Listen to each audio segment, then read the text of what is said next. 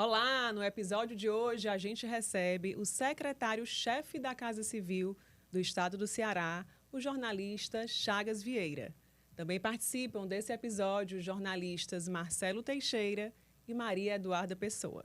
Já peço que você deixe o seu like, o seu comentário, compartilhe esse conteúdo para que ele possa chegar a mais pessoas. E é claro, não esquece de se inscrever no nosso canal.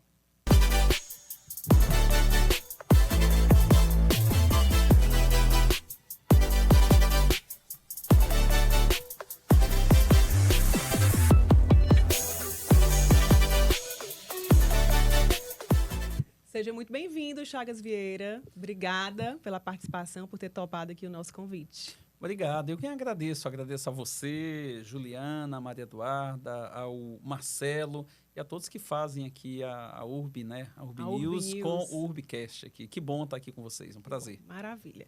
Vou apresentar aqui o nosso convidado, só aquela biografiazinha que a gente... Só para dar uma introduçãozinha.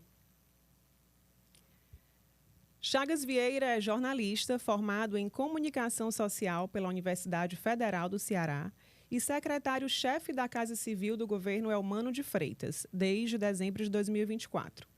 Ele já ocupou o mesmo cargo entre 2020 e 2022 nos governos Camilo Santana e Isolda Sela. Chagas também esteve no cargo de assessor especial de comunicação do governo do Ceará de 2015 a 2020. Integrou conselhos de órgãos estatais, atuou como consultor e como superintendente de empresas de comunicação no Ceará, na Bahia e em Pernambuco. No jornalismo, começou a carreira cedo, aos 15 anos, no rádio. Aos 15, já estava na TV Jangadeiro. Sua experiência passou por reportagem, produção, coordenação, direção de jornalismo até superintendência. Ganhou visibilidade do público, especialmente como repórter e apresentador do programa de TV Barra Pesada na mesma emissora. Estava vendo aí as fotos. Recordando ali. Demos uma pescadinha aí nas suas redes sociais, né? Para pegar vendo ali.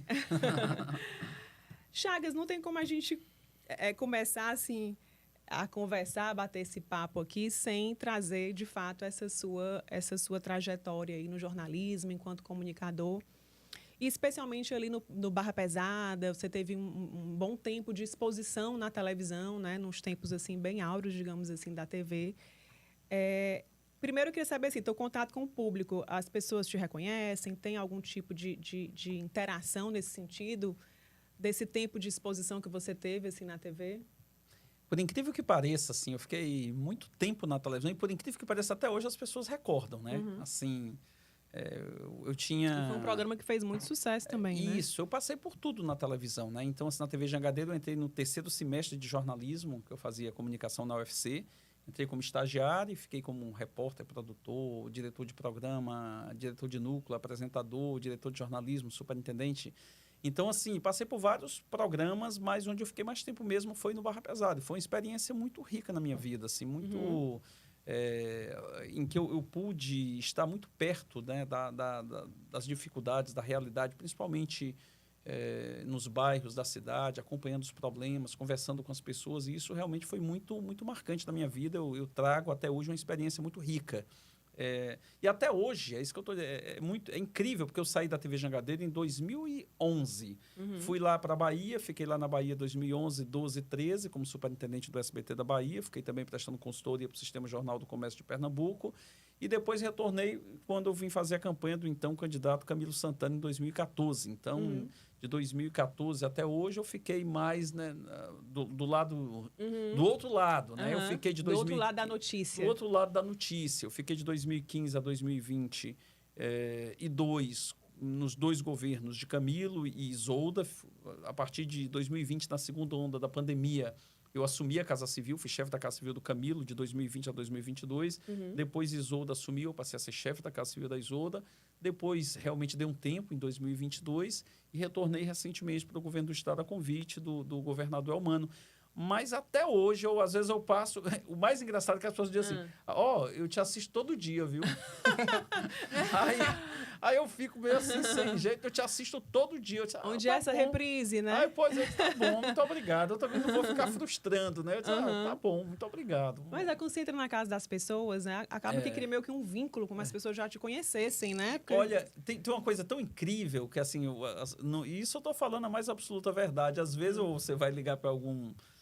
só fazer alguma solicitação de um pedido de uma compra, alguma coisa, de um alimento. Hoje está muito fácil da gente ir lá no WhatsApp. Mas até bem recente ficava ligando lá para confirmar o pedido, que assim, vem cá, essa tua voz aí, você é repórter? Você é repórter? Estou conhecendo pela voz. Estou achando familiar. Até hoje as pessoas fazem. Mas foi muito tempo, né? Eu fiquei... Só na Jangadeiro foram 20 anos. É muito tempo. E aí, essa experiência de comunicador, aí quando mudou, né? Virou a chave, foi para o outro lado da notícia, como a gente falou aqui. De que maneira essa experiência enquanto comunicador, enfim, diretor de jornalismo, começou lá como repórter, o senhor traz, né, de 10 anos para cá, mais ou menos, para a gestão pública, para esse outro lado que você tem agora se dedicado e exercido? Como é que o senhor traz esse lado comunicador e a comunicação para esse trabalho atual? Eu acho assim, nós que fazemos a comunicação, uma coisa que eu acho que é muito positiva é porque a gente ouve muito, né? A gente ouve histórias e a gente conta histórias. No tempo que eu fui da televisão, eu fui, como disse, também estive na rua fazendo reportagem. Ao mesmo tempo, teve um momento que eu estava na Jangadeiro, que eu era repórter na rua, eu era diretor do programa, eu apresentava, eu fazia tudo. Só não ganhava por 3, mas fazia o trabalho de 3. E aí, muitas vezes, eu fazia determinada reportagem na rua, quando eu chegava lá, editava, colocava no programa. Quando eu ia para a rua de novo, eu tinha um feedback praticamente imediato. As pessoas diziam, olha, adorei aquilo que você fez, olha, aquela matéria eu fiquei emocionado, olha, aquilo dali me impactou, então, olha, eu não gostei disso que foi feito. Então, assim, eu tinha esse feedback muito rápido. E isso eu comecei a absorver um pouco das opiniões das pessoas, e isso para mim foi muito rico, sabe? Foi uma experiência muito boa, que me engrandeceu muito. E assim, a minha própria característica de ser muito intenso nas coisas, de me envolver com todo o processo, quando eu era da televisão, eu queria saber de tudo. Eu estava aqui apresentando, mas eu olhava para o câmera e dizia, como é que está a imagem, como é que está saindo. Então, assim, tudo eu ficava, a produção ficava passando lá na produção, vem cá, o pessoal está ligando muito para isso, o que o pessoal está falando?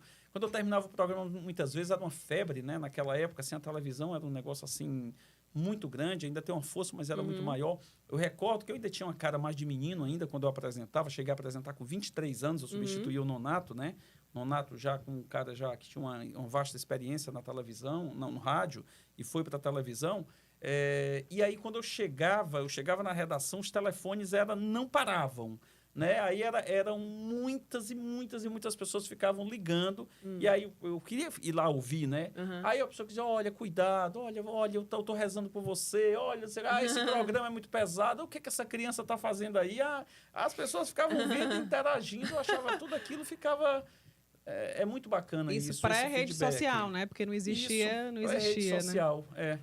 Então, assim, não tinha essa da rede social, mas a gente tinha o calor humano mesmo, sabe? Assim, o contato das pessoas. Então, as pessoas se sentiam muito próximas. Então, até hoje, onde eu ando, assim, as pessoas ainda me conhecem pelo nome. Chaguinha, como é que você está? Isso é uma proximidade enorme. E eu acho isso, sabe, fantástico. Mas o que motivou o senhor a retornar agora, depois desse ato? Retornar agora para a Casa Civil. Para a Casa Civil. Depois de Isolda de pronto, muito bom. Porque assim, eu sempre tive... Essa sua pergunta é instigante. Porque assim, eu sempre tive... Eu sempre compreendi muito o início e o fim dos ciclos. Eu nunca me apeguei muito assim isso aqui é meu e eu vou ficar aqui, não largo. Não tenho, sempre compreendi. Eu sempre procurei também sair bem. Sair quando estava numa situação boa. Cumpriu assim, missão, né? Alguns ciclos demoram mais, alguns ciclos demoram menos. O da Jangadeiro demorou muito. Você ficou 20, quando você fica 20 anos no lugar? Eu fiquei porque eu nunca fiquei num lugar só. Eu comecei a estagiar, aí fui crescendo, aí fui lá para a produção, aí fui crescendo, aí fui lá para para reportagem, depois para a direção de programa, depois para a direção de núcleo. Então, assim, eu fui ficando Foi fazendo coisas diferentes ao longo dessa vida. Então, assim, eu cheguei até a superintendência do sistema, de uma TV e 5 rádios, e, de repente, eu era lá chefe de mais da metade das pessoas que foram meus companheiros lá desde o início. Aí eu disse, eu não tenho mais para onde ir, né? Porque só se for dono, eles não iam me dar, a televisão. Então, eu disse, tá bom, vou... Ali encerrou meu ciclo. Foi no momento que a Jangadeiro estava muito bem. Quando eu pedi para sair da Jangadeiro, foi um pedido meu mesmo. Assim, eu recebi alguns convites, porque a Jangadeiro tinha um desempenho muito bom no país. Das 117 afiliadas do SBT, a Jangadeiro tinha o melhor desempenho de audiência. Então, assim, tinha as pessoas... E eu recebi 5 convites quando saiu. De outros veículos. De outros veículos, assim, que eu nunca imaginei. Eu estava tão fechado ali que eu nunca imaginei que, sabe, ninguém vai me convidar para lugar nenhum, que eu só me vejo. Eu era o Chagas da Jangadeiro. Então, foi um momento realmente de eu romper. Eu tinha 37, 38 anos de idade. Senhor, eu vou sair. Estava numa situação muito confortável, superintendente, salário bom. Eu disse, rapaz, se eu tiver de errar é agora. Ainda sou jovem, dá para eu errar e recomeçar e retomar. E eu encarei e saí sem ter nada, realmente. Eu saí na cara e na coragem. E aí eu recebi esse convite, fiquei assim, eu recebi de São Paulo, para ser o coordenador adjunto das afiliadas do SBT no Brasil, da Bahia, do Pernambuco, de Recife, Sistema Jornal do Comércio, do SBT de Natal e do SBT de Belém do Pará. E aí eu cheguei aí em Recife, fiz entrevista em Recife, fui em Salvador e fui em São Paulo. O Natal e Belém eu não cheguei a conversar. E aí eu tinha fechado tudo à época com o SBT de São Paulo. Eu ia ser, como eu te disse, o coordenador adjunto de redes, de todas as redes. Eles queriam que a experiência que eu tinha tido na Jangadeiro eu repassasse para todo o Brasil. Isso. E aí já estava tudo, fechei contrato e tudo mais. Cheguei a conversar com a Daniela Beirute, que é a atual... a filha do Silvio, atual chefe-geral do SBT. Conversei com o Maciel, que foi o presidente. Tudo fechado. Só que quando eu estava prestes a assumir em São Paulo, aí teve a crise do Banco Pan-Americano, que pertencia ao Silvio Santos. Eles mandaram cancelar todas as contratações de executivos. Aí, à época, o SBT disse, rapaz, faz o seguinte, vai para a Bahia, porque nós estamos prezando lá na Bahia, porque a audiência da TV, ela não é feita só por... você pega o que chama-se PNT, que é o Painel Nacional de Televisão. Você pega as principais praças, 16 praças, e você faz uma média dessa audiência. Fortaleza, Recife, Salvador, São Paulo, Rio de Janeiro, Florianópolis, Curitiba. Você faz cada um percentualmente proporcional à sua população e você faz a média de audiência, né? Então, assim, a Bahia tinha um peso grande e tinha uma audiência que estava em 4º lugar. Então, eu fui lá numa missão do SBT e a gente realmente conseguiu um desempenho lá legal. Lá nós passamos do 4º para o 2º lugar, ficamos na vice-liderança. Não fomos líderes porque a Globo era absoluta lá e era a terra do ACM, que tinha Globo pra caramba quando ele era ministro das Comunicações. Mas foi isso. Então, eu acabei indo para lá. Fiquei 3 anos da Bahia até a vice. Voltei porque minha família queria, as filhas já adolescentes queriam voltar. E quando voltei é que eu fui para sair. Então, meu ciclo lá já foi 3 anos. E saí bem, fiquei como consultor de lá. Quando voltei aqui, eu fui fazer a campanha de Camilo, que eu não tinha nenhuma relação com ele, só o conheci, mas não tinha relação. Foi assim que entrou na comunicação voltada para a política, né? Isso, eu prestava consultoria para Bahia e Pernambuco e me chama de só são 3 meses de campanha, eu vou ter uma experiência aí, coisa nova, e fui coordenar. Sem imaginar que ia ficar, né? Jamais. Então, assim, eu terminou a campanha, Camilo ganhou aquela campanha maravilhosa, começamos com 4 pontos, vencemos uma eleição que para muita gente era meio impossível. Quando terminou, beleza, continuei minha consultoria, só que faltando um dia para terminar o ano, Camilo me chamou na casa dele e disse, eu queria que você coordenasse a comunicação do governo. Eu disse, cara, realmente não está nos meus planos. Não, mas fica e tudo. Eu disse, rapaz, eu faço consultoria na Bahia e em Pernambuco. Então, você continua. Não tem problema não. Uma vez por mês eu tenho que viajar para lá. Olha, isso não demorou nem 6, 8 meses, porque o governo consome de um jeito. Difícil. Acabei saindo, fiquei só no governo, e nessa história ia ficar só um governo. Depois fiquei o 2º governo. Depois o Camilo ia sair com ele. A Isolda chamou para eu continuar como chefe da Casa Civil. Isso aí. Terminou, Camilo e Isolda, eu disse, agora tá bom, chega. Quando estava no dia da apuração do Elmano, a gente estava lá comemorando, aí eu fui abraçar, ele disse assim, não, você agora se prepare que você vai ser o chefe da Casa Civil do meu governo. Eu disse, mas de jeito nenhum. 8 anos aí de pandemia, de motim, de guerra de facções, chega, estou cansado. E ainda houve um convite para ir para o MEC, né? O Camilo me chamou para ir para o MEC, né? Para eu ficar lá com ele, lá no MEC. E eu também disse, cara, realmente eu não quero. É porque não era por vaidade, não era por nada, porque eu não queria mesmo. Eu toquei minhas coisas mesmo na iniciativa privada, como sempre fiz na minha vida inteira. E aí, terminou a eleição, a gente chegou a conversar, o Evandro queria que eu viesse participar da gestão dele, e eu também disse que não queria. E aí veio um determinado dia, pouca gente sabe, a gente estava lá no apartamento do Camilo em Brasília, estava o Elmano, Camilo e Evandro, e o Elmano disse, rapaz, eu queria que você voltasse aí para o governo para essa segunda metade, para ajudar aí. E aí houve foi assim, eu costumo dizer que meio que eles se juntaram lá para enquadrar. Mas eu aceitei com muita honra, fiquei feliz, obviamente, pela confiança que o governador Elmano teve comigo. Passei a ser o chefe da Casa Civil do 3º governador, não sei nem se tem isso, porque geralmente o governador coloca uma pessoa da sua extrema confiança, é um cargo de muita confiança, e estou aí dando a minha contribuição. Tenho uma equipe maravilhosa e o que eu estou aí é para contribuir. Aí, Chagas, comparando, né, assim, a sua atuação na época ali do Camilo, né, como chefe da Casa Civil, e agora como chefe da Casa Civil do Elmano, a gente está vendo uma mudança sua, né, de antes ali muito mais, ainda que o seja, né, assim, de operador ali dos bastidores para uma figura que está ali aparecendo mais, se colocando mais publicamente, né? Inclusive defendendo o governo, enfim. Essa nova estratégia foi pensada do seu retorno, né? Em dezembro de 2024. Como é que foi essa estratégia nova, essa nova postura sua? Um novo momento, né? Eu acho assim, eu aprendi muito os 8 anos que eu tive no governo. Eu acho que em alguns momentos poderia até acertei, errei. Óbvio que no final foi muito bom, porque a gente foi reeleito com 80% dos votos, depois a gente elegeu o Elmano no primeiro turno. Então, tudo isso mostra que nós fizemos um trabalho que foi reconhecido pela população. Mas, mesmo assim, eu me cobro muito. Quando terminou, eu fiz uma análise assim, olha, em muitos momentos eu poderia até ter me posicionado, mas, ok, ali no governo do Camilo, tinha muita gente que estava se posicionando. O governo já estava voando aí, muita gente se posicionando. E eu não vinha sentindo isso muito no governo Elmano. Quando ele me convidou, eu senti um pouco esse gap, sabe? Um pouco esse vácuo de defesa, de posicionamento. Então, assim, eu diria que foi muito mais por uma necessidade mesmo, sabe? Como eu estava no projeto, eu entrei no projeto e eu consigo me comunicar, e pelo cargo que eu tinha, eu notava que o governo precisava realmente falar, dar cara, envolver. E eu gosto muito também da liderança pelo exemplo, né? Se eu queria que os secretários também se envolvessem, que a base, os deputados, prefeitos, vereadores, militantes, defensores também fizessem aquilo, eu tinha que fazer. Então, realmente, quando eu fui emitir minha cara para conversar e para falar, primeiro, 2 coisas. Que eu acredito naquilo que eu estou falando, no projeto. Eu acredito naquilo e eu precisava fazer aquilo para dizer, vamos lá, pessoal, vamos lá, a gente faz muita coisa, esse governo tem muita coisa para entregar. Chega da gente ser aqui sufocado por fake news, por de repente, muitas vezes, uma oposição que faz uma oposição irresponsável, inconsequente, mentirosa. Então, assim, porque eu valorizo muito a oposição tem um papel muito importante, mas quando é feita de forma correta, de forma verdadeira, criticando, ok, faz parte, a gente vai melhorar a partir da crítica, mas quando vem para coisa apelativa, oportunista, mentirosa, aí isso aí, cara, já me deixa muito incomodado. Então, assim, eu realmente parti, não foi nada que a gente sentou e disse, a gente sentou, não vamos traçar estratégia, Chagas vai para cima, 0.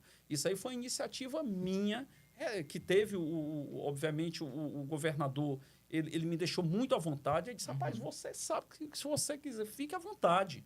Então, assim, me deixou à vontade, eu estou aí, falo e tenho falado, tenho envolvido. Eu acho que tem dado certo, porque o governo, as pessoas começaram hoje todos os secretários estão aí indo para as obras, fazendo vídeo, gravando, os deputados, prefeito. Eu fiz mesmo uma ação agora no último domingo, uma coisa minha mesmo, da hora eu estava lá, fiz lá a academia no domingo de manhã, eu disse, tá muito calmo esse domingo, vamos dar uma movimentada, vamos agitar. Lançou uma trend vamos agitar, e lancei uma trend, eu disse, rapaz, vamos lá, vamos dizer uma coisa.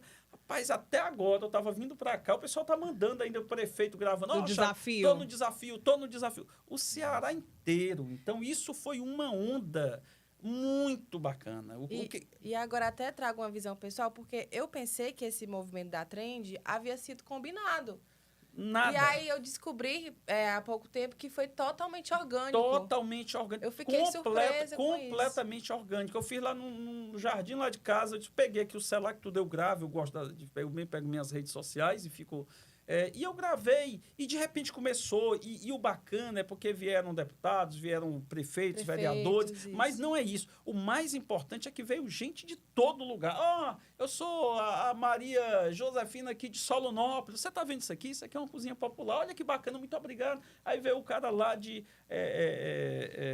Groaíras, aí veio o cara lá de Solonópolis, aí veio de Banabuiú, começou, todo mundo veio, cara. Então houve assim um engajamento e começaram a produzir. Tava lá o prefeito de Horizonte, lá ao lado da esposa dele, que é deputada, a Ju e o Nezinho. Fizeram um café, botaram um som aqui de música sertaneja, tomando café e falando. Aí veio lá a prefeita de Paracuru e Paraipaba, que são irmãs, se juntaram para fazer o vídeo. Aí veio lá o prefeito lá de Baturité e a esposa, que é prefeita de Guaramirim, se juntaram para fazer o vídeo. Aí o prefeito ali de Aquiraz, o Bruno, os filhos dele, eles iam andando numa ponte lá, tudo produzido. As meninas, o governo não para. Então, assim, é isso, cara. O que eu acho que foi mais bacana de tudo isso? É porque a gente mostrou que o bem, que a verdade, que a positividade, ela pode ocupar também um espaço nas redes sociais. E não coisa só negativa, sabe? Porque a gente hoje é atacado por um turbilhão de coisas. Muitas vezes uma fake news que vira verdade. Você vê esse caso aí do Pix lá, que começaram a inventar que iam taxar o Pix e derrubaram uma medida que não tinha nada de taxação do Pix por uma artimanha, sabe? De mentira.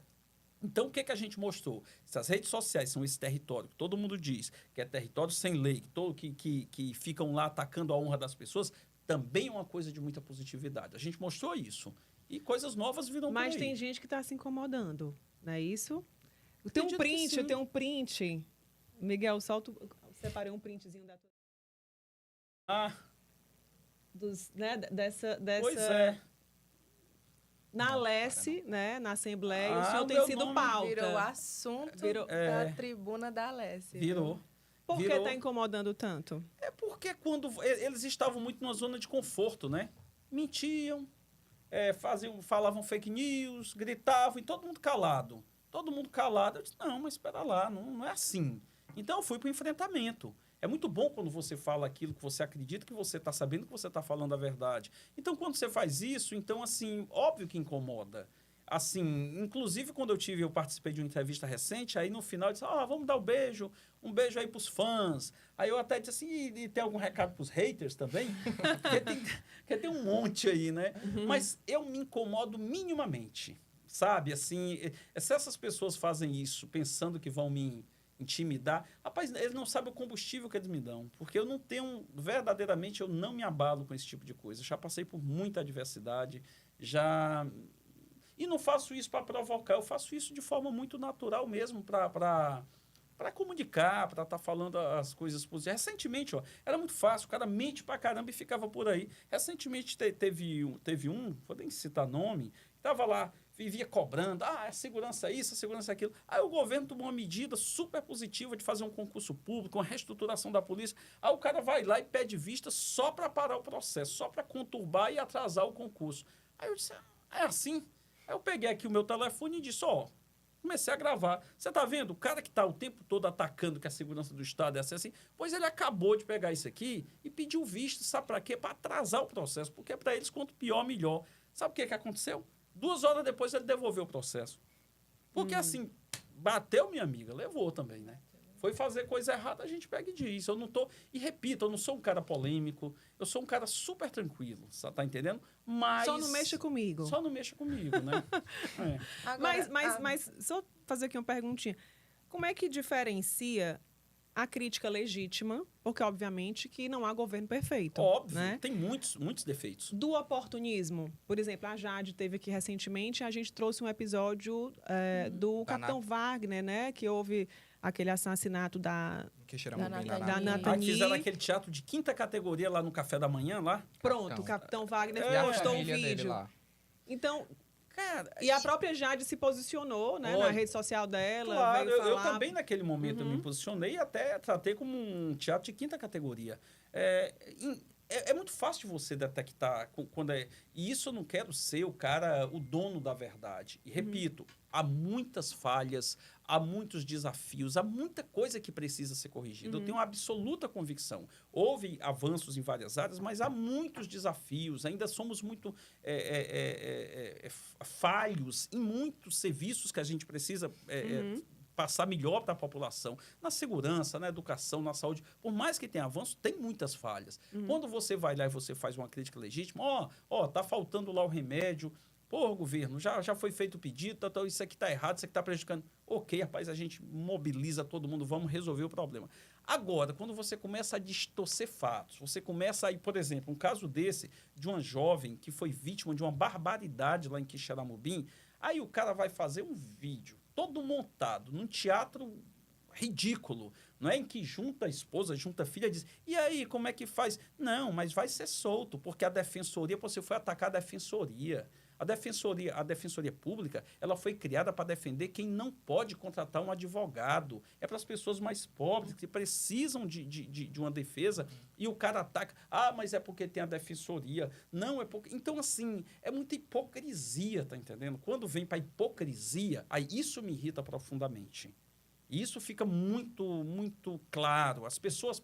O bom de tudo isso é porque as pessoas já percebem isso. Não precisa nem a gente fazer muito esforço, não, porque as pessoas já detectam. E a prova é de que a gente tem visto nas últimas eleições aí que é derrota por cima de derrota. Secretário, não teria que ter assim, uma meia-culpa do governo em relação à segurança, porque, de fato, a oposição se debruça muito na pauta da segurança, né?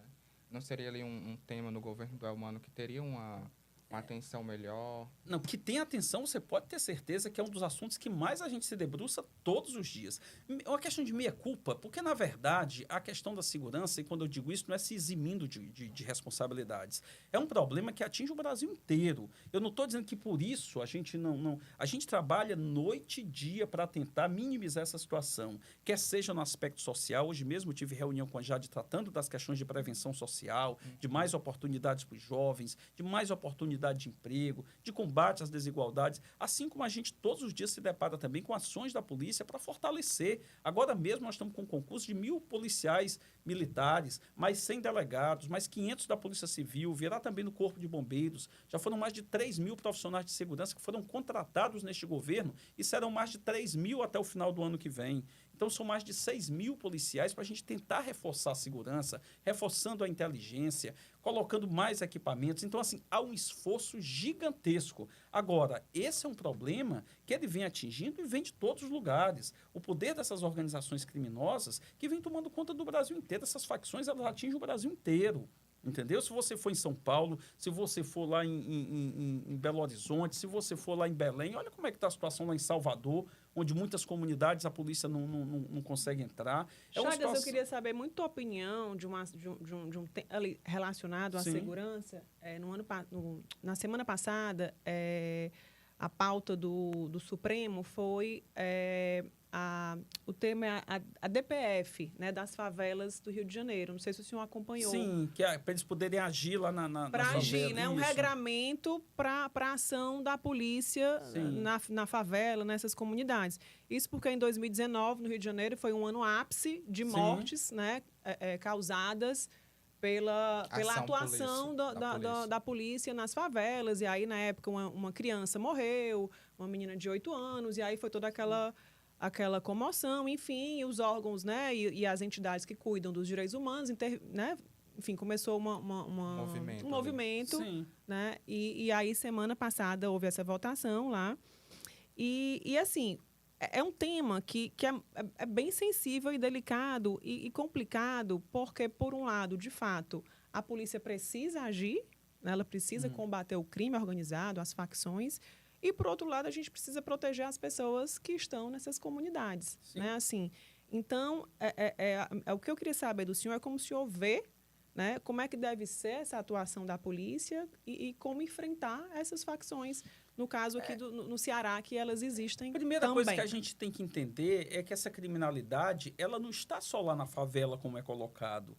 entendeu? Óbvio que muitas vezes eles se aproveitam, os criminosos se aproveitam da fragilidade, da vulnerabilidade das comunidades, para muitas vezes chegar lá com assistência, com certo assistencialismo, como se tivesse um falso assistencialismo, como se estivesse cuidando da comunidade. Na verdade, estão querendo cuidar dos negócios deles e se abrigar. E muitas vezes esses criminosos eles usam a população como escudo. Recentemente teve uma operação da nossa polícia numa área aqui de Fortaleza, em que a informação que se tinha é que os criminosos estavam colocando mulheres e crianças como escudo para que a polícia não chegasse. A polícia não pode deixar de agir. Obviamente que ela tem que agir com todo cuidado para preservar a vida das pessoas e dos inocentes.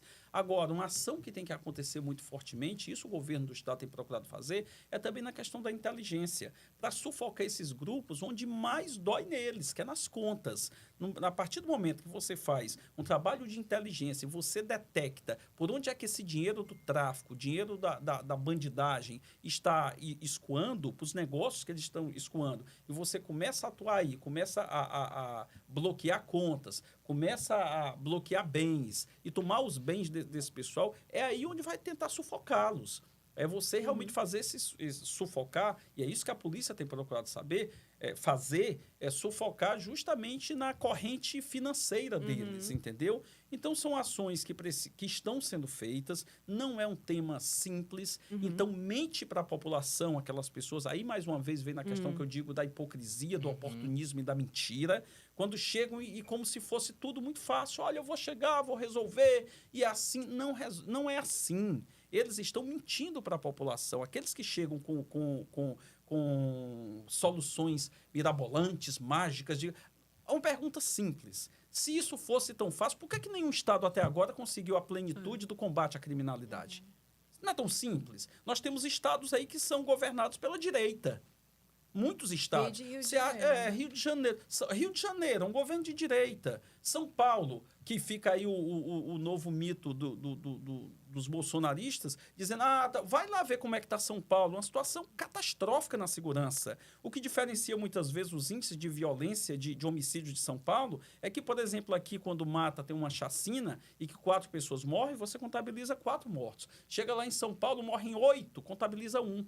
Uma ocorrência.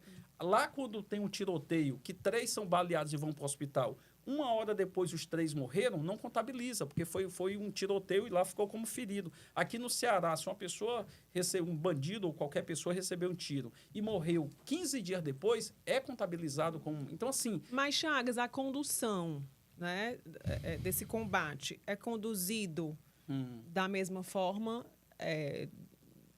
pela esquerda e pela direita? Ou a linha ideológica do partido daquele governador interfere nisso? Assim, porque, por exemplo, uma das questões aqui da DPF é justamente o armamento. Né? Se a polícia tem que entrar na favela com armamento pesado, com armamento leve, se tem que ter câmera, porque pode matar. São armas letais, né? Então, assim, era uma das questões dessa própria...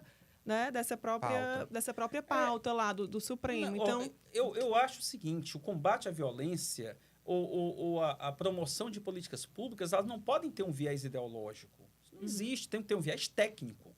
Se é feita uma análise técnica de segurança por especialistas de segurança de que determinada operação requer um armamento mais pesado ou um armamento não letal em determinadas circunstâncias, que haja de acordo com os critérios técnicos, independente se é um governador de direita, se é um governador de esquerda, isso não me interessa, tá entendendo? O que interessa é, primeiro, que haja com a dureza, mas que haja com a licitude dentro da lei e, primordialmente, protegendo as pessoas de bem. Tá entendendo? Agora, foi uma declaração que o governador Elmano deu recentemente que meio que chocou parte da esquerda quando ele disse, olha, entre um policial sair ferido num combate, que morram os bandidos.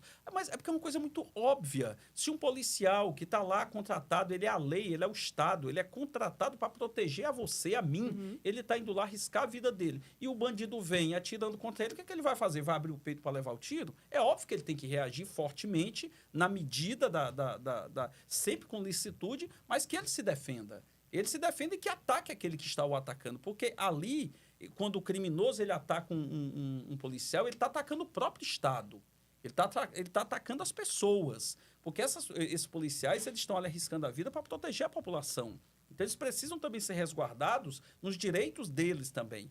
Isso não dá permissão nem carta branca para sair atirando e matando. Não é isso. Mas agindo dentro com licitude, mas com a dureza que a situação merece. Agora, o senhor reconhece que, para além desses números, ainda existe uma dificuldade de garantir uma verdadeira sensação de segurança. Ainda esse jogo não está bem balanceado.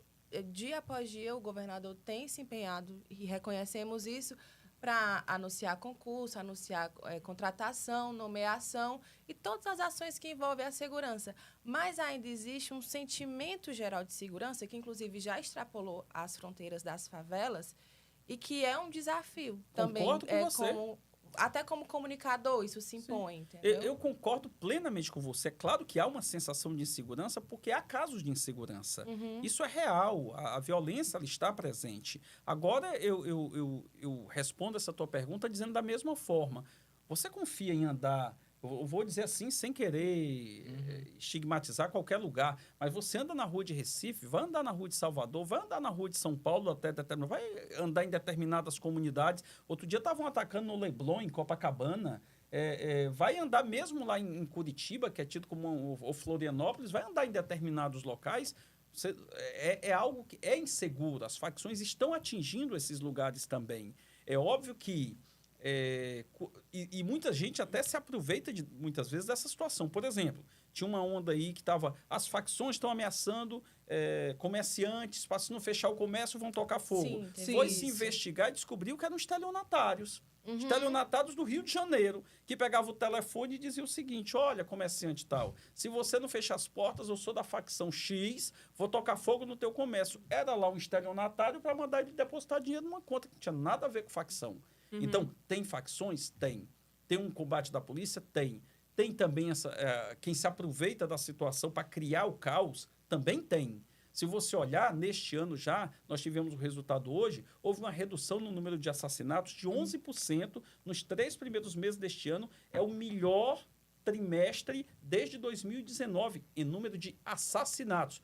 Está satisfeito? Claro que não. Tem muito assassinato ainda. É óbvio que nós não estamos satisfeitos. Se você chegar para qualquer cidadão e disser o seguinte: você está seguro? Claro que não está. O que a gente tem que fazer? Cruzar os braços e ficar chorando que está ruim a situação? Não, tem que enfrentar. A gente tem que trabalhar. E trabalha como? Do lado da polícia, fortalecendo a polícia, dando mais condições à polícia, inclusive um programa de metas, agora um investimento de 160 milhões de reais para premiar os policiais que conseguirem dar mais resultados. E, por outro lado, você trabalhar na questão social. Fazendo mais escolas de tempo integral, para que os jovens passem o dia na escola, para que o jovem não seja cooptado pelo crime, para que ele aprenda uma profissão, trazendo mais emprego para dar oportunidade para as pessoas. Semana que vem mesmo eu vou com o governador para a China, e lá nós vamos estar anunciando grandes empreendimentos aqui para o Ceará, com milhares de empregos para virem aqui para o Ceará. É isso que a gente está buscando. Adianta alguma coisa para a gente, Chagas? A gente vai lá estar tratando com o Polo Automobilístico de Horizonte, a gente vai lá estar com uma grande empresa, uma grande montadora, é um investimento de mais de 400 milhões de reais, mais de 9 mil empregos que vão ser gerados para começar logo, não é promessa, é algo que de fato vai acontecer, já tem um local lá, vamos lá para o governador assinar contrato, o governador é humano, para as coisas acontecerem. Entendeu? Estamos, neste momento, tratando também, vamos conversar lá com empresários do ramo de data centers para tentar instalar no PECEM. Lá na China? Lá na China também vamos estar lá, com empresários de linhas de transmissão, porque muitas empresas tentam se instalar no Brasil, no Nordeste, no Ceará, mas não tem energia suficiente. A gente tem energia, gera energia, mas não tem linhas de transmissão para transmitir essa energia, que é um papel do governo federal.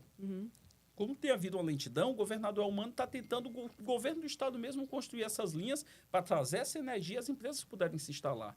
Então, assim, com tudo isso, o que eu quero dizer? Nós estamos trabalhando, nós estamos agarrados com o problema, não estamos satisfeitos. Então, assim, essa violência, ela incomoda muito a todos nós. Então, assim, são reuniões praticamente diárias, quase todo dia eu converso com o secretário de segurança, com o comandante. O governador é o dia inteiro conversando com o secretário de segurança, com o secretário de desenvolvimento econômico para trazer emprego, é com o secretário de turismo para trazer mais voos. É o dia inteiro a gente tentando buscar soluções. Tem havido avanços? Tem havido avanços. Agora, há muitos desafios, isso não resta a menor dúvida. Mas isso não é um passe de mágica, não é assim que se resolve uma situação, como tentam fazer parecer. Chagas, a gente falou aqui muito de segurança, mas o que o senhor diria que são assim, as principais agendas do governo Elmano?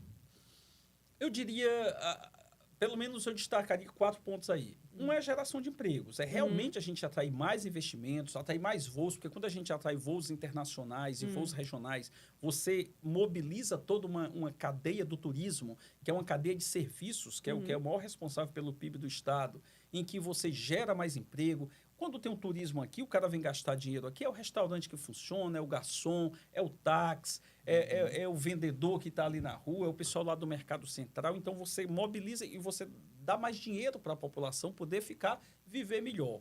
Geração de empregos.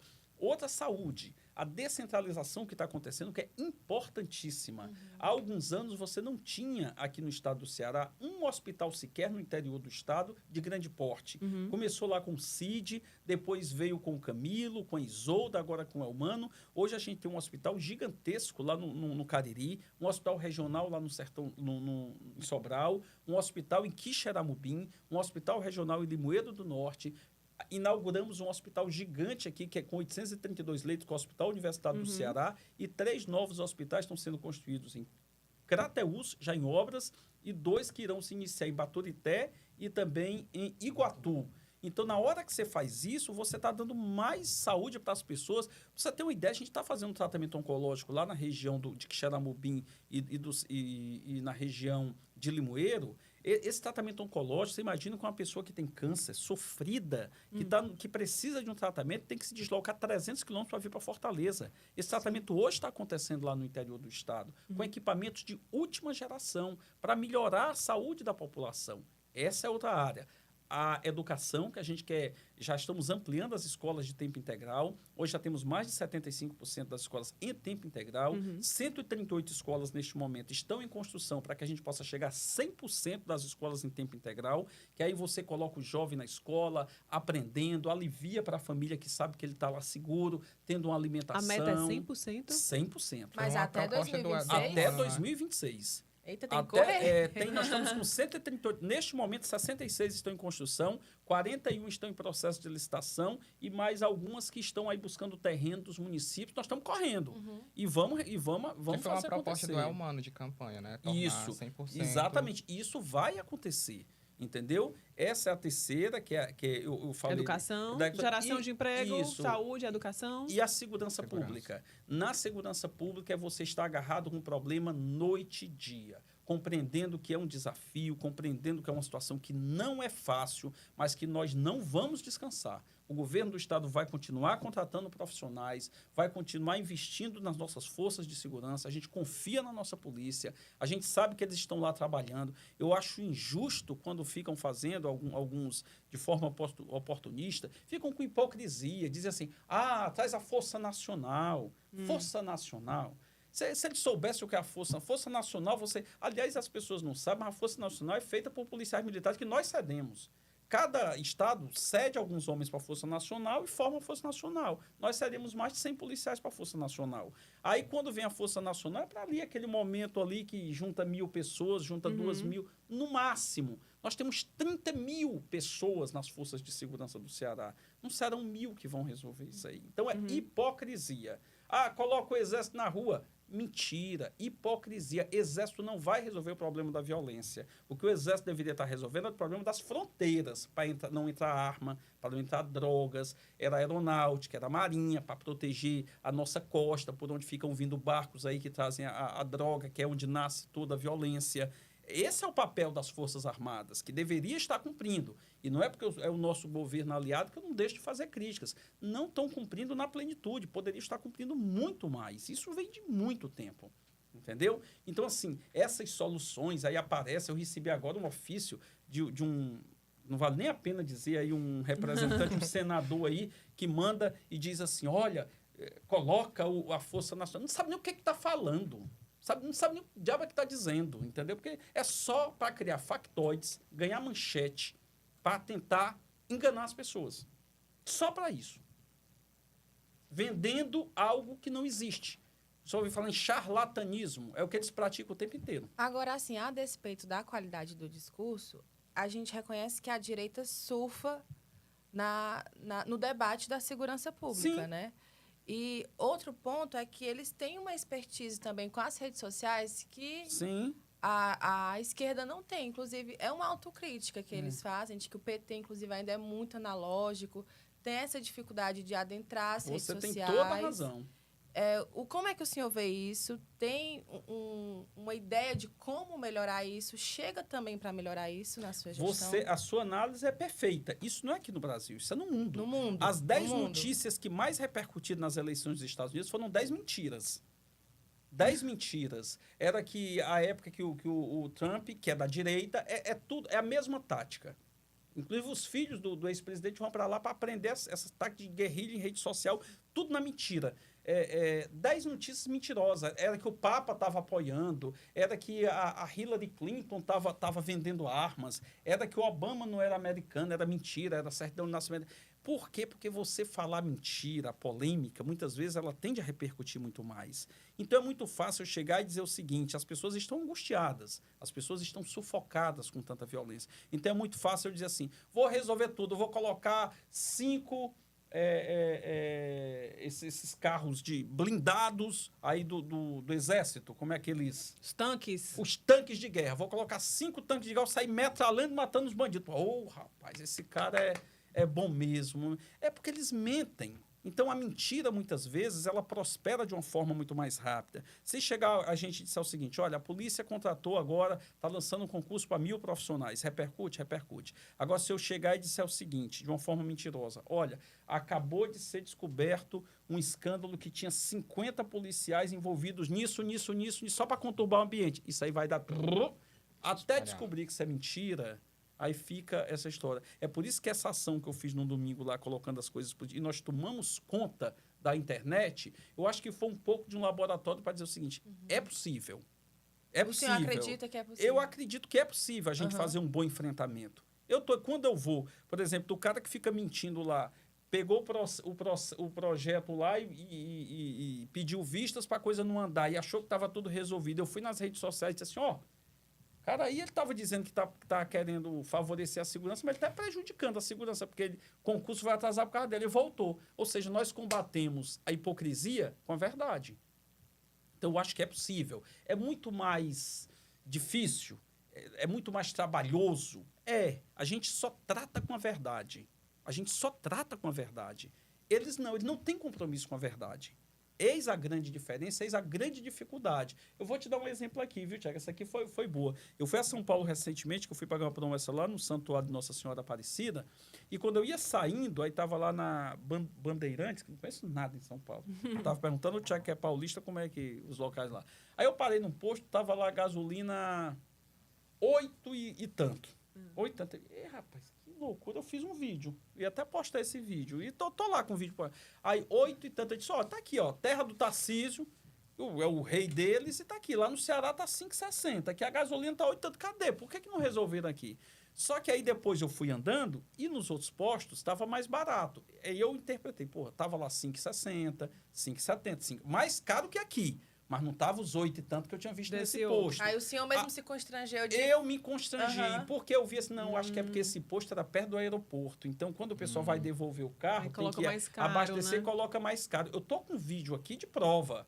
Eu gravei o vídeo, mas eu não coloquei no ar, porque eu disse assim: é verdadeiro? Estava lá a placa, 8 e tanto. Eu podia ter feito aquilo, ia bomba. Eu não coloquei no ar, porque não era verdadeiro. Porque nos outros postos estava menos de 6. Preço mais. Então, eu não... Ou seja, eles não têm... Aliás, eles nem precisariam desse posto. Esse posto verdadeiro, mas descontextualizado, para fazer a mentira deles. Mas eu, mesmo com a verdade do posto que existia, que estava lá, mas eu não me senti confortável de dar aquilo fora de um contexto que não era real. Então, eu fiz a minha autocrítica. Eu tenho pudor. Eles não têm nenhum pudor de mentir. Quanto mais mentir, Quanto mais engajar nas redes, melhor. Por exemplo, vou dar aqui um exemplo aqui. Esse vídeo que você falou lá do teatro de quinta categoria, lá depois da morte da menina de Quixaramubim, depois ele encheu a boca e disse, estou incomodado porque deu mais de 1 milhão de visualizações. Cara, ele teve 1 milhão de visualizações. Eu tenho certeza que 990 mil foi dizendo, que hipocrisia. Que adianta ter 1 milhão de visualizações? Qualitativamente, eu tenho certeza que foi um desastre. Porque ninguém de bom senso acha que uma cena ridícula daquela vale a pena. A gente tem algumas figuras local e nacionalmente da direita que têm realmente causado grande repercussão nas redes sociais. Sim. Essa semana, por exemplo, o Nicolas Ferreira, ele teve um vídeo que bateu casa de milhões, né, falando da anistia. Sim. Então, assim, por um lado... E mentindo de novo. Mas para ele é verdade. Então, assim, não tudo é um lado da história. Para ele não é verdade. Ele sabe que é mentira, porque ele deu dados mentirosos. Ele sabe que é mentira, mas ele constrói a mentira falada 1000 vezes com os dele para se tornar verdade. Então, assim, foi uma vitória dele quando ele falou, mentiu a história do Pix, disse que estava taxando, mas ele conseguiu derrubar a medida. Porque causou um furor tão grande e assim... e aí, esse vídeo dele do Pix também foi um dos que esse aí viralizou muito. Ele falou para o público dele e para aquelas pessoas que estavam mais desinformadas. Ali ele atingiu um público que estava fora da bolha dele, mas que era um público que estava desinformado. Eu acho que aí sim, a esquerda ela foi incompetente, ou eu diria nem esquerda. As pessoas, não vou nem taxar ideologicamente, mas quem gosta da verdade... teria tudo para colocar ali e dizer, não, rapaz, quando olha, já tinham perdido a narrativa. Eu vou te dar um exemplo. Mas é nisso que a Eduarda Pessoa tocou no assunto. Sim. Como superar isso, né? De como saber usar também as redes sociais. Vou dar aqui um exemplo. A esquerda, que a gente está falando aqui, para se comunicar. Vou dar um exemplo aqui. Recentemente estavam com mais um discurso mentiroso. Porque vão aumentar os alimentos porque no Ceará o ICMS mentindo. Porque o ICMS no Ceará, para os alimentos na cesta básica, a maioria é 0. Então, eles disseram, os alimentos no Ceará estão mais caros porque o ovo está muito caro, é 0. Você postou um vídeo. Eu postei aquele vídeo e aquele foi um vídeo que viralizou positivamente. Até hoje eu estava mostrando aqui para o Thiago, estava dizendo para ele, olha, rapaz, até agora ainda estão aqui. Eu fiz um vídeo despretensioso. Eu fui lá tomar um café da manhã lá no São Luís com a minha esposa e eu disse, tá me incomodando muito isso aqui porque eu sei que é mentira. Eu sei que é mentira, que o imposto é 0 para esses alimentos. Não está aumentando por causa disso. Está aumentando o ovo lá nos Estados Unidos, o preço está às alturas.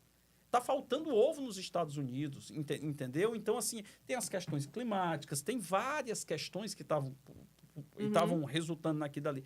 Eu fiz aquele vídeo despretensiosamente, foi outro que viralizou.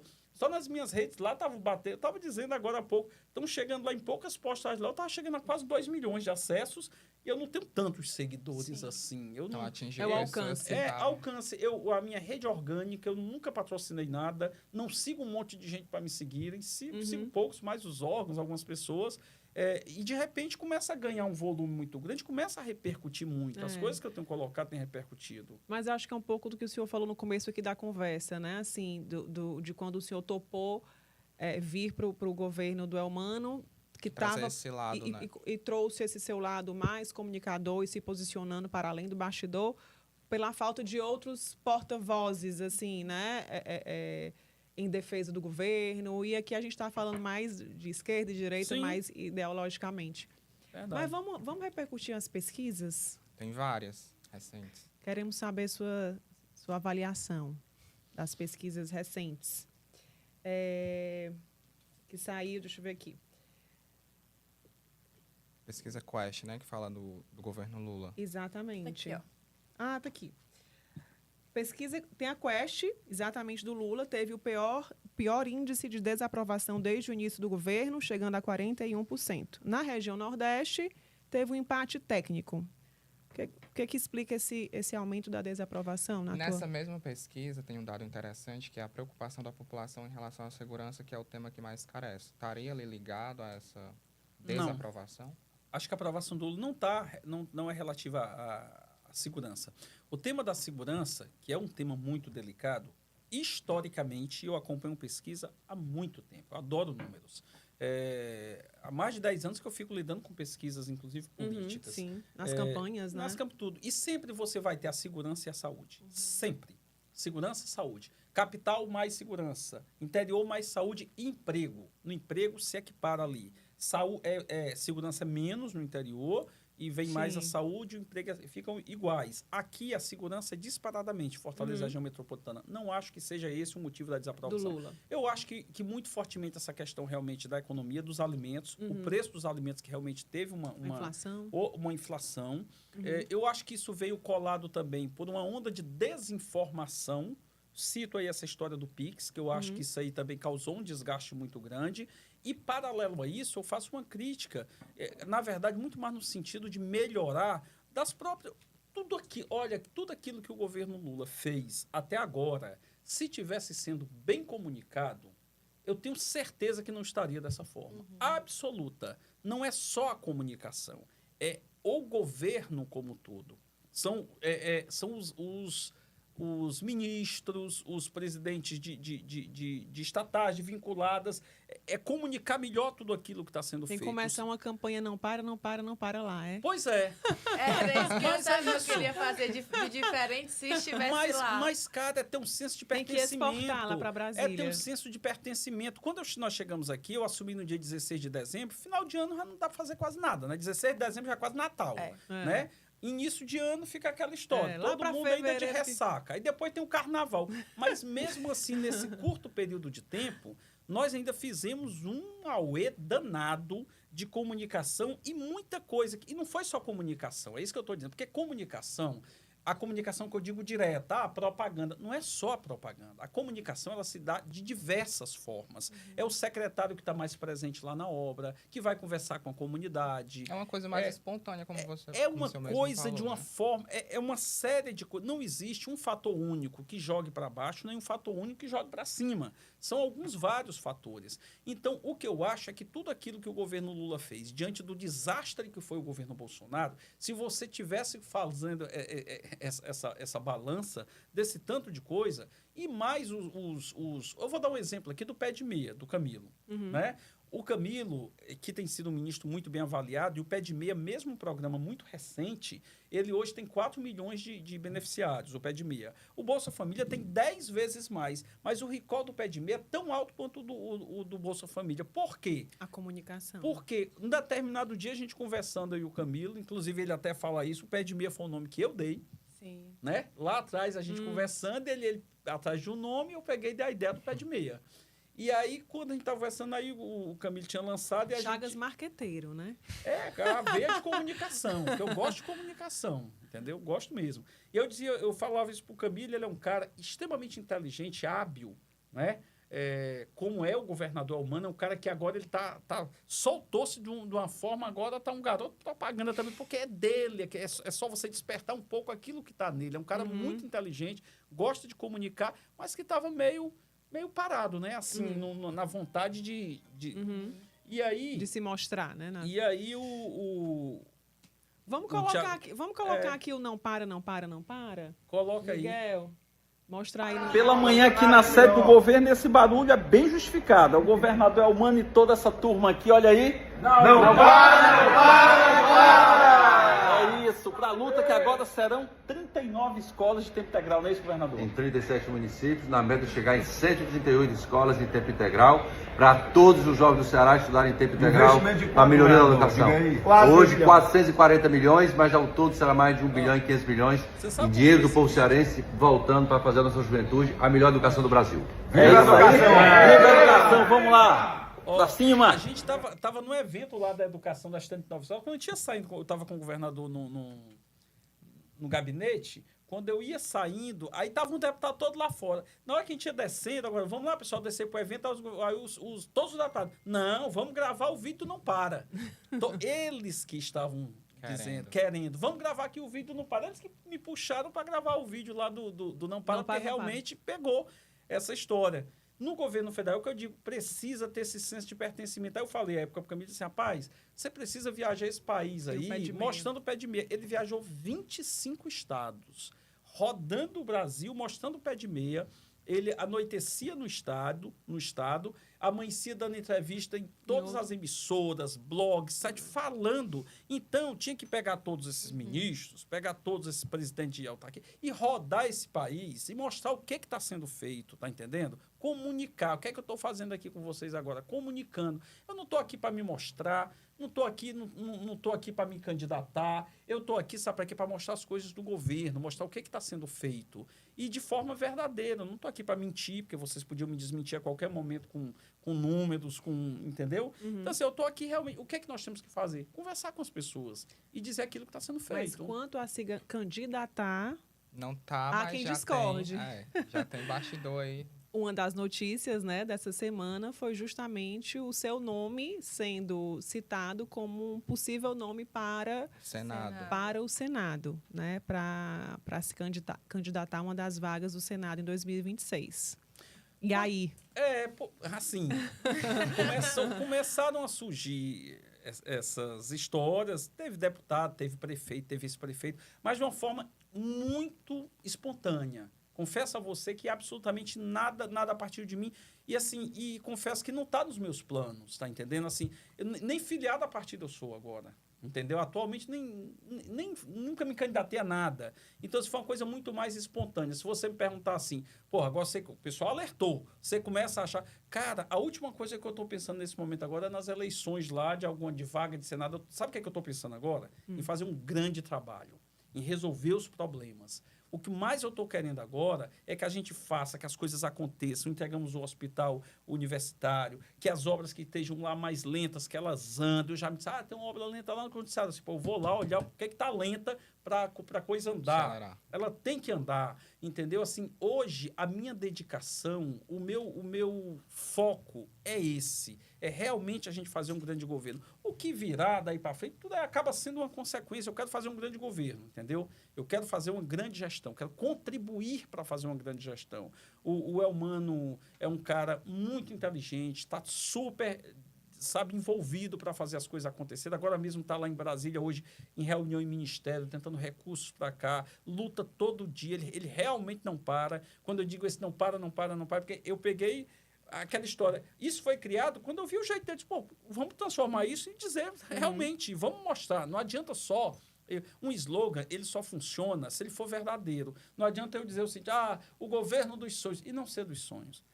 O governo, e não ser. Quando eu digo não para é porque essas ações não param de acontecer. Tanto que a gente está fazendo semanalmente aí um balanço da semana, e o que está acontecendo agora? Os secretários, agora está uma briga lá no grupo dos secretários, porque no nosso balanço da semana, que é 1 minuto, que a gente joga para televisão, para rádio, para todo lugar, alguns têm que ser sacrificados, né? Não cabe tudo. Aí o secretário fica, por que entrou a ação desse e não entrou a minha ação? Porque sempre a ação dele é mais importante, né? Mas engraçado, porque, de novo a Eliana da Educação entrou de novo a Eliana, por que não entrou a minha, que foi dessa semana? A terceira que ela entrou, assim, veja que já começa a ter uma disputa saudável. Você sabe quando você sabe quando é uma redação, fica todo mundo brigando para ser a manchete principal? Sim. Né? Quando a gente tem o maior orgulho de ter uma manchete, é mais ou menos isso que hoje os secretários lá... Hoje já estão os secretários todos fazendo o vídeo, aí ficam me ligando, vem cá, vamos fazer o nosso vídeo que eu vi que tu gravou com o Eduardo lá no Farol. Aí eu disse, eu vi que você estava gravando hoje com a Jade lá no... Quando é que a gente vai fazer nosso vídeo? Então, assim, isso vai contagiando, isso é liderar pelo exemplo. É a gente, assim, ter orgulho daquilo que a gente está fazendo, vestir a camisa e ir para cima. O que virá, vamos ver o que vai acontecer aí. Então, não descarta.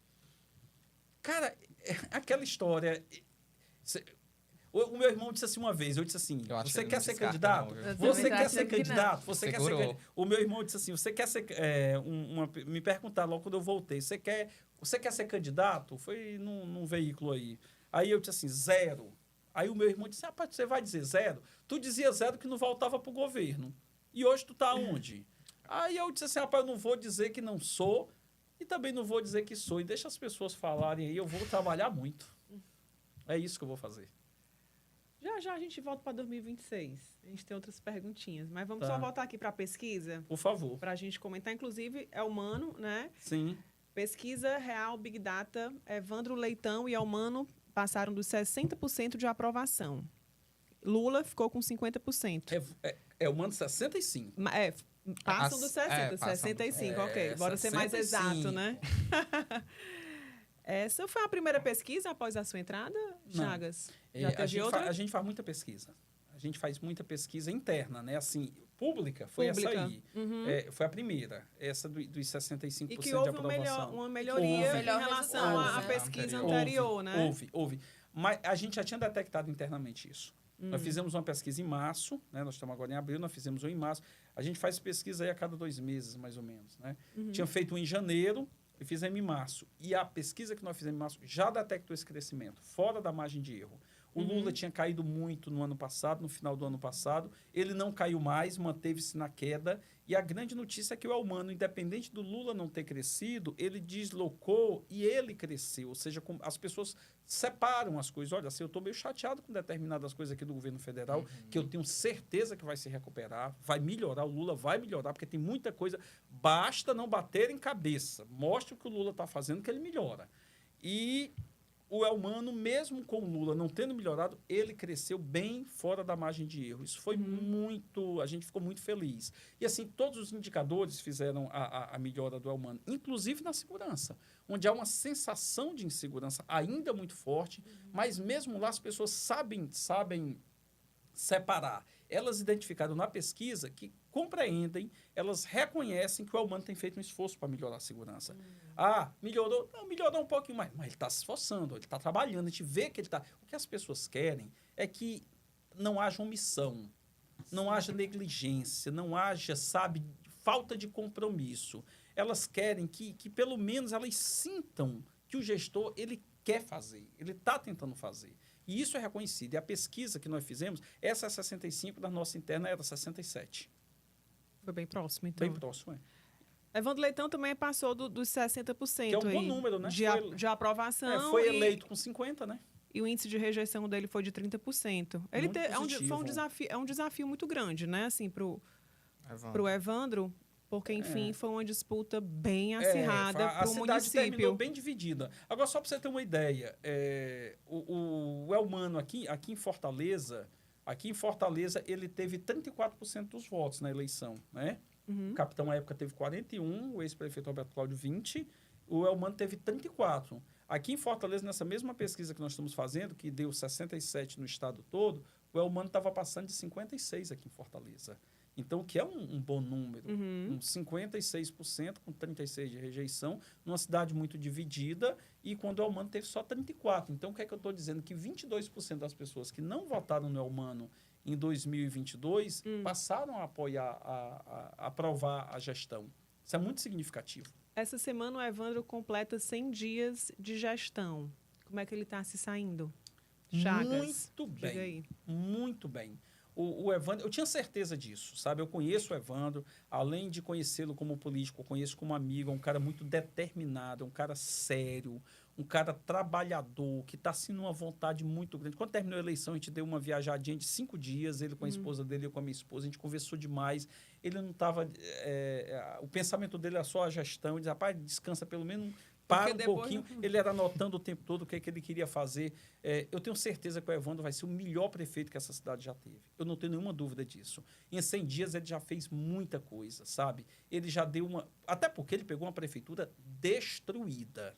Eu fico impressionado como é que o ex-prefeito e quem o bancou, o ex-prefeito também que o bancou, vem a público para estar falando, para estar cobrando. Que moral tem esse povo para cobrar algo? Você deixar a prefeitura destruída, sem alimento, sem remédio nos postos, sem alimento no IJF, as ruas esburacadas, cheias de lixo. O Evandro, em poucos dias aí, fez um mutirão de limpeza, vai tapar os buracos na medida em que as chuvas também diminuírem um pouco, colocou remédio nos postos, colocou alimentação lá no IJF. Aí as pessoas querem, como se um passo de mágica, olha, ainda está tendo... Meu irmão, o Evandro está com 100 dias. Esses caras passaram 12 anos na prefeitura. 12 anos. 8 do ex-prefeito Roberto e 4 do prefeito Sarto. Destruíram a cidade, entregaram Fortaleza destruída. O que o Evandro está fazendo, com muita competência, com muita capacidade, com apoio do governador Elmano, com apoio do presidente Lula, do ministro Camilo, é reconstruir essa cidade. Você tem uma ideia, Mas o Roberto Cláudio, ele terminou a gestão dele bem avaliado na época, né? Ele terminou bem avaliado, porque também teve muito apoio do Camilo. À época, nós fizemos uma ação chamada Juntos por Fortaleza. Aí ele não conta. Nós fizemos uma ação Juntos por Fortaleza em que o governo do estado apoiou imensamente a prefeitura de Fortaleza. Inclusive ajudando a fazer com metade do dinheiro que fez o IJF2. E fez muita coisa. Fez a Sabiaguaba, fez a Estação das Artes, fez o Parque Aloysio Lochai, onde era o IPPS, fez o centro de lazer lá do Lagamar, completou o VLT, tudo, o MIS, que é o Museu da Imagem e do Som, uma série de obras, várias areninhas pela cidade, ajudou em várias áreas. Então, o Camilo ajudou muito Fortaleza. Aí você diz, mas o Sarto não teve ajuda do governo. O governo sempre tentou ajudar. Acontece que fizeram uma política da mais baixa... Foi justamente ali que houve aquele racha, né? Entre o PT houve e o racha, mas... Vem cá, você não tem obrigação de estar no mesmo projeto político, mas a população não pode ser prejudicada por isso. Então, assim, eles diziam uma coisa e faziam outra. Muitas obras, inclusive, que o governo do estado ia fazer, não tinha licença, não dava licença, dificultavam. Era coisas... Uma rixa, né? Não vale nem a pena voltar a isso, porque a população deu a resposta. Então, não adianta eu estar falando. A população, de cada 10 fortalezenses que foram às urnas, 9 disseram, eu não quero vocês. Isso é muito forte. Eles tiveram 11%. Um prefeito na cadeira, com todos os cargos, com quase todos os vereadores, com toda a máquina ao seu lado, de cada 10 fortalezenses, 9 disseram, saiam. Vocês não são bem-vindos na prefeitura de Fortaleza. E escolheram o Evandro. Mas o prefeito Sarto, ele pode dizer que em algum momento o governador Elmano dificultou a gestão dele? Eu pergunto isso porque realmente eles não sentaram em nenhum momento desde que o Elmano Mas é isso que eu estou te falando. Não foi por vontade do Elmano. O Elmano o tempo todo... Não houve, ao contrário do que eles dizem, o Elmano não cortou recursos do IJF. É mentira isso. É mentira. Eles recebiam por mês do IJF, se não me engano, era 3 milhões de reais por mês, que dava 36 milhões de reais por ano. O Camilo, à época, passou para 72 milhões por ano e o Elmano continuou repassando. Aí ficaram dizendo que iam aumentar o transporte público porque o Elmano não tinha dado dinheiro para o transporte. Mentira! Foi dado o Camilo deu um valor para o transporte público na época da pandemia pontual, da crise da pandemia para aquele momento.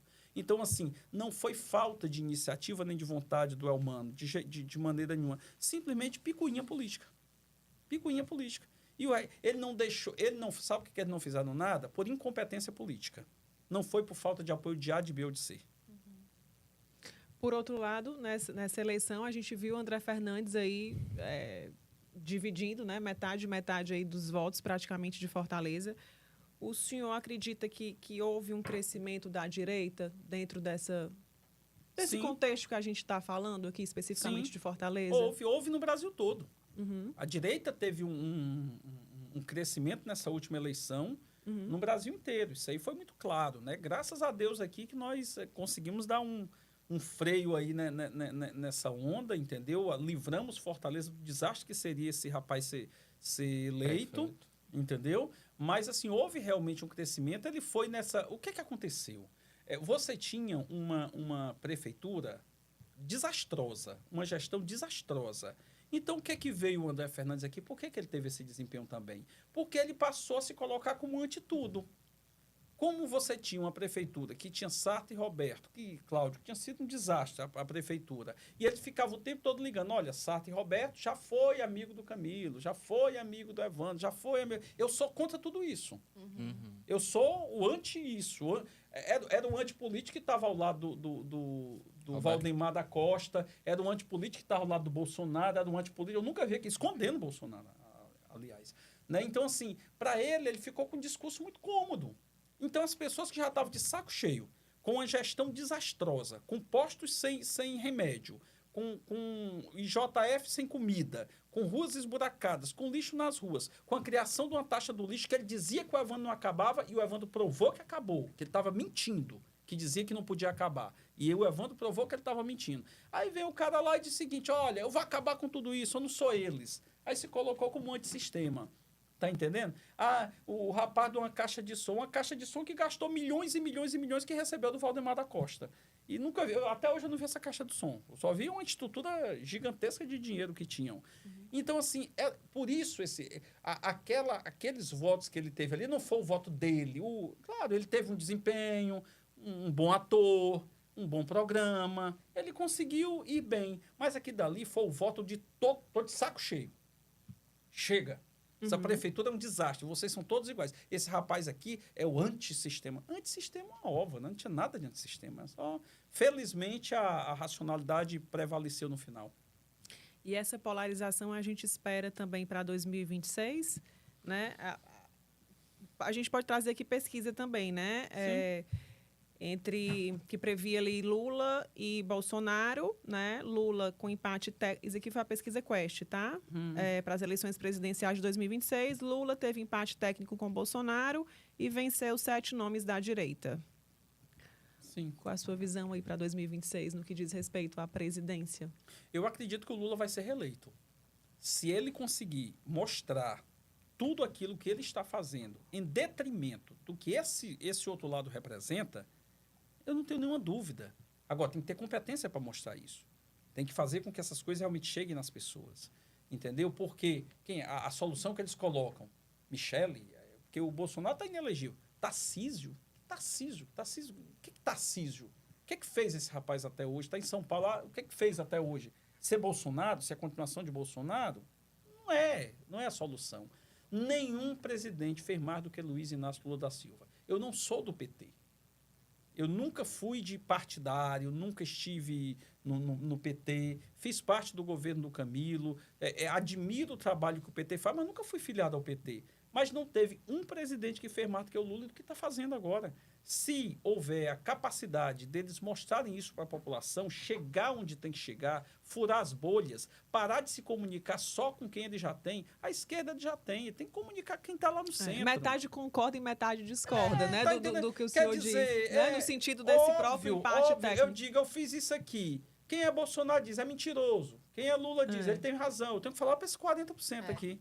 Tenho que falar para esses 50% aqui. É isso que eu tenho que falar. Eu tenho que furar essa bolha. Entendeu? Eu tenho que chegar nas pessoas de uma forma com que a gente não... Essa polarização, eu ainda acho que ela vai acontecer, mas eu tenho que furar essa bolha e parar eu tenho que falar para esse pessoal que fica aqui no centro-esquerda, centro-direita mesmo, centro, e puxar e dizer o seguinte, pessoal, esse tensionamento, não adianta isso. Entendeu? Falando em PT, Lisiane Lins se pré-candidatou, né, ao Senado. Temos também José Guimarães, que também já confirmou, né, o seu nome como pré-candidato. Tem Cid Gomes, também de um lado, postulando a reeleição. E tem um que ele está apoiando, que é o Júnior Mano, né? Sim. E, por outro lado, tem o candidato do... André Fernandes. Do Jair Bolsonaro, que é o pai do André Fernandes. Alcides Fernandes. Alcides Fernandes. Sim. O que esperar dessa movimentação para o Senado? Eu acho que agora tudo é muito prematuro, sabe? Muita gente, sou candidato, não sou candidato, vai ser, não vai ser. Agora não vai adiantar de absolutamente nada. Hoje é só especulação política Mas tá cheio de pré-candidato, né? Mas todo mundo pode ser. Todo mundo aqui podia se candidatar também, não tem problema nenhum. Você é candidato mesmo, qualquer um pode ser.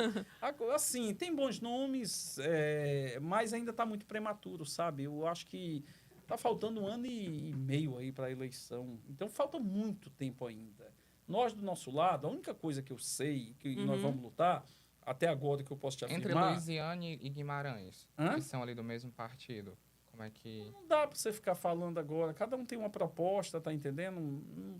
É muito prematuro você estar falando em nomes agora. É legítimo que cada um se lance, cada um queira. Que a gente está vendo ali uma divisão, da mesma forma que teve para a prefeitura, né? Com o Evandro e com a própria Luiziane. É normal. O PT é um partido muito democrático. Ele discute, aí no final das contas lá chega a uma conclusão e vai, segue e vai e avança, entendeu? Então é legítimo que cada um se coloque, é legítimo que esses nomes apareçam, mas essa discussão agora nada, a mesma coisa. Vocês me perguntaram, e você vai ser... as pessoas estão falando ok, podem falar, mas agora mesmo não está passando na minha cabeça. O que está passando na minha cabeça neste momento agora é como é que estão as obras das 138 escolas que a gente está tentando construir. É o edital do concurso da Polícia Civil de 500 vagas que eu estou lá ligando direto para a CEPLAG para a gente colocar na rua. É o início aí do concurso aí da Polícia Militar para 1.000 pessoas. É como é que está funcionando o hospital da universitária. É isso que eu estou mais preocupado agora. E a reeleição do Elmano? A reeleição do Elmano, nós vamos lutar para isso. Agora, sabe como é que nós vamos lutar? Trabalhando. Tudo isso que eu estou falando, a melhor forma de fazer política é trabalhar e dar resultado. Não adianta eu estar falando... É óbvio, você discute política, discute. Faz aliança, conversa de política, isso faz parte. Isso não é pecado, nem é crime você estar falando de política. Mas uma coisa que a gente tem muita consciência, o próprio governador tem consciência, é isso. Rapaz, quem vai julgá-lo, se ele vai continuar ou não vai continuar, é a população. E a população vai julgar o seguinte, vem cá, esse cara fez o suficiente para que eu possa votar nele novamente? Ele é digno de que eu vote nele? Esse trabalho que ele fez na saúde, na educação, melhorou? Aquilo que ele prometeu foi cumprido? Eu posso acreditar que, de novo, ele vai conseguir melhorar isso que já houve avanços? É esse o julgamento que vai fazer. Entendeu? Mas com tantos nomes assim sendo colocados, não chegar em um denominador comum nos bastidores, não tensiona ali o governo? No momento certo se chegará. Uma dificuldade? No momento certo se chegará. Por enquanto, é só especulação. Essa discussão, ela sabe quando é que essa discussão vai começar realmente a funilar e chegar, vai para cá, a chapa de deputado federal é assim, a chapa de deputado estadual é assim? Um pouco antes. Quando começa ali pelo mês de março, abril, já começa a funilar, entendeu? Sim. Ali, virou o ano. Claro, quem está no meio político só fala disso. Agora, a população está pouco se lixando para isso. Olha, faltando 2 meses, a população está nem querendo saber de cor de eleição. Ela quer saber se tem remédio no posto, ela quer saber se o ônibus está lá atendendo, se o ônibus presta, quer saber se o buraco está na rua, se estão limpando o lixo. É isso que ela quer. Agora, é normal que haja essa especulação, mas esse afunilamento mesmo só vai acontecer a partir aí de março, abril do ano que vem. Aí começa realmente, olha, aqui, vamos por esse lado ou não vamos, aí a gente vê quem é quem. Vamos mostrar, falando em trabalho, vamos mostrar, Miguel, o vídeo aí de uma mesa de trabalho. Sábado à tarde, e sabe onde é que eu estou nesse momento aqui? Na sede do governo, no gabinete do governador, e quem está aqui também no gabinete do governador reunido, olha só, o trio, nosso prefeito, nosso ministro, nosso governador, e a conversa tá boa, não tá, governador? A conversa tá ótima, porque aqui é muito trabalho para poder melhorar ainda mais a vida do povo cearense. Foi nada programado isso aí. Sabe como é que foi? É bom porque eu estou contando os bastidores dos vídeos. Nada programado. As produções cinematográficas. Isso aí a gente tinha tido uma reunião. Minutos antes a gente tinha tido uma reunião do secretariado, lá na residência oficial. E aí a gente tinha marcado para depois da reunião a gente conversar um pouco, né? Sobre tudo. Sobre projetos, sobre política, sobre tudo. E aí a gente tinha acabado de chegar lá da residência oficial, onde todos os secretários estavam reunidos, foram olhar a pesquisa, discutir os projetos, avaliar os resultados. Aí, quando terminou, a gente foi lá para a sede do governo, para o Palácio da Abolição. Aí o Camilo já estava lá aguardando, que a gente tinha marcado. O Evandro tinha chegado um pouco antes, tinha ido para a reunião do secretariado, só cumprimentar mesmo o pessoal. Aí, na hora que eles estavam lá conversando e tudo mais, aí todo mundo a iniciativa, pessoal, vamos gravar um vídeo aqui, todo mundo aqui, vamos fazer um vídeo. Aí, vamos, tá bom. E aí fez. Chagas, a gente comentou aqui do desalinhamento, digamos, que havia entre o Sarto, né, e Elmano, né, município e governo estadual. E agora a gente vê um alinhamento, né? Assim, no caso aqui é município, estado, sim, ministro, presidente, está todo mundo aqui na mesma linha. No que isso é bom e no que isso é ruim? É maravilhoso. A população, às vezes as pessoas dizem o seguinte, tá tudo nas mãos só. O poder a crítica é exatamente essa. A população, ela não quer saber nas mãos de quem está. Ela quer saber se o problema dela está sendo resolvido. Se resolver o problema, ela quer que resolva o problema. Quando ela decidiu votar no Evandro, é óbvio que ela votou no Evandro também por acreditar que o Camilo fez um bom trabalho, por acreditar que o Lula fez um bom trabalho. O Evandro nem conhecido era. Todo mundo sabe disso. O Evandro não era um cara conhecido. Começou com 8%. Menos até, eu acho. Então, era muito pouco conhecido.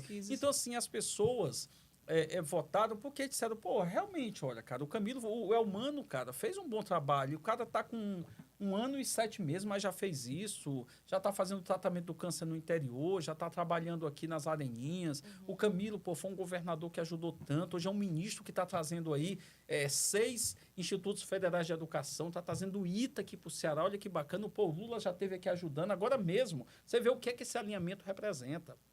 O governo federal, ele repassava para a Prefeitura de Fortaleza em torno de 80, 90 milhões por ano. O Lula colocou para 250 milhões por ano o custeio do JF. Aí você diz assim, mas vem cá, e por que ele não fez antes? As pessoas perguntam, mas quando você tem diálogo, você tem conversa, você defende, você acredita na pessoa, as coisas tendem a acontecer. Então, eles aí estavam conversando, e nós estávamos conversando unicamente com o que nós vamos fazer para melhorar aqui, isso aqui. Aí o Evandro chega e diz, governador, me ajude, porque não tem dinheiro, eu não tenho 1 centavo para fazer isso aqui. Não, vamos ver de que forma que a gente pode ajudar aqui. Quando há diálogo, as coisas acontecem. É por isso que eu estou dizendo que a população não está preocupada se está junto com o governador, o prefeito. Se estiver trabalhando e estiver dando resultado, o que não adianta é estar todo mundo junto para não estar trabalhando. Porque nós estamos juntos, vamos levar. Não existe isso. Então, assim, hoje, esses 3 caras aí, eles estão obcecados em dar resultado. Cada um, são muito parecidos nisso. O Camilo é um workaholic, ele não para de trabalhar, ele fica maluco naquele MEC, tentando resolver as coisas, fazer programa. Você vê que hoje o Ministério da Educação é um dos ministérios que mais tem trabalhado e dado resultado.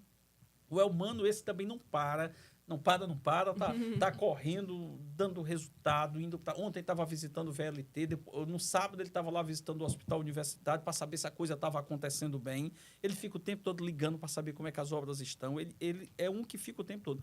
O Evandro, esse coitado, tá aí, pegou uma prefeitura nessa situação e é o tempo todo, como é que eu vou pagar isso? Tá dividindo as coisas de 5 vezes, de 10 vezes para tentar pagar o rombo que deixaram para ele. Então, assim, o que as pessoas querem é que os seus problemas sejam solucionados e que ela sinta que há uma disposição, uma vontade do gestor de fazer mais, está procurando resolver. A população é extremamente inteligente, ela sabe que há dificuldades, sabe que o problema da violência não se resolve da noite para o dia, ela sabe disso, mas ela não aceita que o gestor que ela elegeu não esteja trabalhando. Ela quer que ele esteja. Mas sobre essa junção também, aí tem um ponto que em um momento de crise, a crise, como está tão alinhado, a crise vai ser sempre direcionada ao bloco. Então, é muito comum, por exemplo, você ver nos comentários de notícias de violência, esse é o Ceará 4 vezes mais forte. É muito comum críticas nessa linha.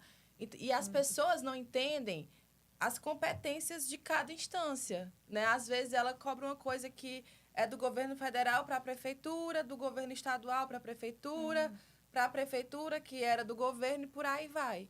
Então, assim, tá tudo muito unificado, mas em momento de crise, eles cobram a resposta. E é legítimo que se cobre. É óbvio que se eu tenho um governo do estado, governo federal e prefeitura, é óbvio que a possibilidade de dar certo é maior e a cobrança também é maior. É legítimo que isso aconteça. Agora, quando você fica com o discurso esvaziado, aí você começa a buscar frases de efeito. E esse é o Ceará 3 vezes mais forte. Você pode fazer o que nós estamos fazendo, se a gente fizer 2 vezes mais, eles vão continuar dizendo isso. Entendeu? O fato é que hoje o Elmano está aprovado por 67% da população. Entendeu? E aí, está satisfeito? Não. A minha meta é passar de 75%, chegar a 80%. Eu quero o Camilo foi reeleito com 80% dos votos. Entendeu? A minha meta sempre é alcançar mais. Eu não permito que a gente fique recuando. Eu só quero. E para isso a gente tem que trabalhar, para resolver os problemas. Eu não trabalho para melhorar, a aprovação. Eu trabalho para resolver o problema e dar resultado. A aprovação ou desaprovação é consequência desse resultado. Se eu fizer, as pessoas reconhecem. A população é extremamente inteligente. Ela sabe separar. Eu lembro que eu participava de algumas pesquisas qualitativas e ficava acompanhando os grupos, nesses grupos de pesquisa, na época do Camilo, e participei do Elmano também, e as pessoas ficam lá no vídeo, não sabem que eu estou acompanhando, aí dizia assim, quando eu pegava, aí tinha lá uns bolsonaristas mais radicais, mas esse Camilo, não sei o quê, ou esse Elmano, não sei o quê, não sei o quê. Aí o outro dizia assim, rapaz, mas tu quer fazer o quê? E como é que tá? Tu tá vendo? Quando a pessoa percebe que a pessoa está trabalhando, assim, rapaz, tu não tá vendo que a pessoa está trabalhando, não? Mas tu pensa que é fácil? Não é assim, não, rapaz. Tu não tá vendo lá em São Paulo. Tu viu que saiu ontem no Jornal Nacional, que teve um assalto. As pessoas começam a buscar justificativas para que, tipo assim, ele tá trabalhando. Meio que defende. E eu via muito isso. As pessoas sabendo. Qual é o seu maior problema? Segurança. Você está satisfeito com a segurança? Não. Mas aí quando você ia para falar, a pessoa, não, mas pelo menos eu estou vendo que ele está, coitado, está trabalhando.